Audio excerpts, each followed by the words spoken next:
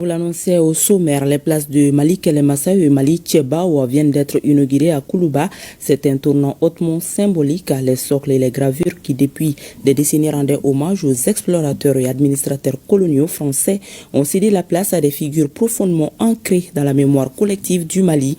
En inaugurant ces nouveaux monuments, le président de la transition, le général d'armée Assimi Goïta, a officiellement ouvert une nouvelle page de notre histoire nationale, une page qui réaffirme notre souveraineté, réhabilite notre patrimoine et réinstalle au cœur de l'État ceux qui ont façonné l'âme malienne.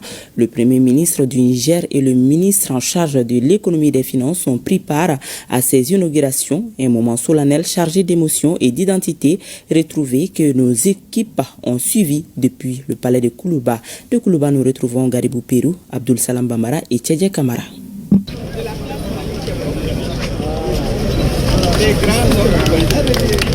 C'est un vent nouveau qui souffle au palais de Koulouba. Mali Tchebao, Mali Kelemassa, deux places inaugurées, une même histoire. Les monuments dédiés jadis aux explorateurs et aux administrateurs coloniaux ont disparu du paysage. Jugés encombrants, éloignés de l'âme nationale, ils ont cédé la place à des figures qui racontent véritablement le Mali, toujours fidèle à son histoire. Excellence, Monsieur le Président, distingués invités, par le décret 2025 0117 PTRM du 21 février 2025 portant dénomination de places publiques dans le district de Bamako, la place des explorateurs et la place des gouverneurs du Soudan français ont reçu respectivement les dénominations suivantes. La place de Mali Tchebao, grand homme du Mali, à Koulouba désormais. La place de Mali Kelemassa à Koulouba. Les bus coloniaux ont été remplacés par ceux de nos grandes figures nationales.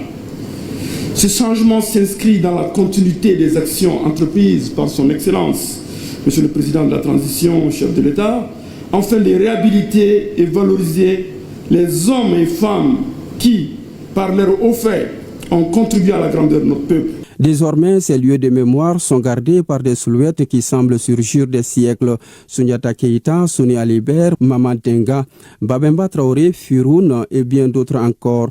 Des guerriers légendaires, mais aussi des figures militaires et politiques comme Modibo Keïta, le père de l'indépendance, plus proche de nous, forment un cortège solennel. Ensemble, ils rappellent la bravoure, la dignité et la résistance d'un peuple qui n'a jamais cessé de défendre sa terre. Cette journée me rappelle les paroles d'une des chansons de Banzoumana, Sissoko, le vieux lion. Maliba Kera Antaï, qui signifie le Grand Mali est devenu nôtre. Oui, Excellence, Monsieur le Président, aujourd'hui plus que jamais, nous pouvons fièrement entonner ce refrain, car le Grand Mali est devenu nôtre grâce à votre leadership éclairé, aux efforts inlassables des autorités de la transition, à la détermination et à la résilience du peuple malien, au courage des forces armées maliennes qui, au prix de leur vie, défendent quotidiennement l'intégrité territoriale. C'est le lieu de rendre un vibrant hommage aux Famas, ces grands hommes du Mali. Inaugurer la place de Mali Tchebao, la place des grands hommes du Mali, est beaucoup plus qu'un geste symbolique. C'est un acte de mémoire, c'est un acte de justice, c'est un acte de souveraineté. C'est tout le sens de votre combat que vous nous instruisez avec le chef de gouvernement tous les jours. Là où se dressaient autrefois des bus d'explorateurs, d'administrateurs et d'officiers coloniaux, des figures étrangères sans racines dans la conscience populaire, se tiennent désormais les visages de ceux qui ont sculpté notre destin.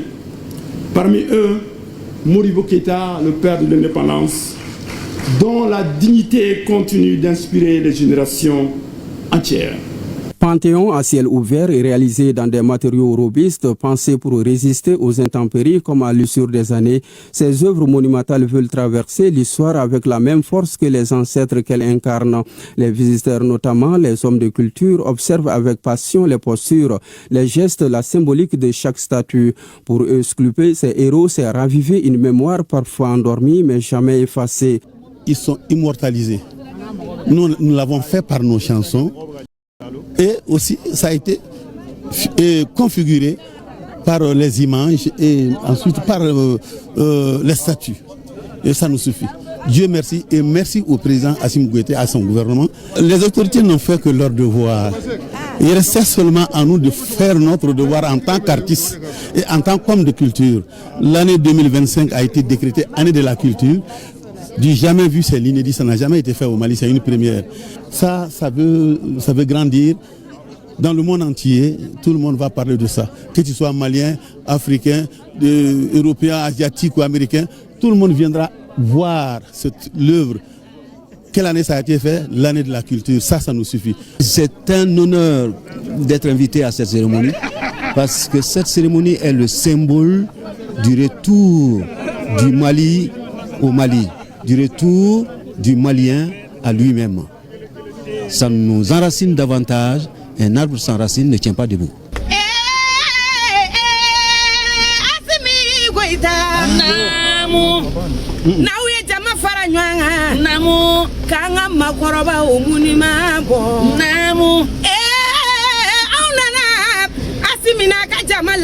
Wallahi Assimi Goïta arime cedon amba barikada no de fo arime malite klonge fenye ayesite klonge fenye mami mana klonge awa arimela na mike kunti su ambike da farasu ko ba de nya be sigidia singiya be sigidia wasanga nyoko ndaunga Assimi na yere wolode iyambonya kan ladia masaka ikafoli ye ikabonya ijanye koteza Assimi janye koteza En remplaçant les anciens monuments, le président Goïta accomplit plus qu'un simple réaménagement. Il affirme un acte de souveraineté, une renaissance assumée. Il rappelle que l'histoire du Mali n'a plus vocation à s'écrire sous la plume de l'étranger, mais par la vocation de son peuple. C'est une page nouvelle qui s'ouvre à Koulouba sous le regard protecteur de nos géants retrouvés.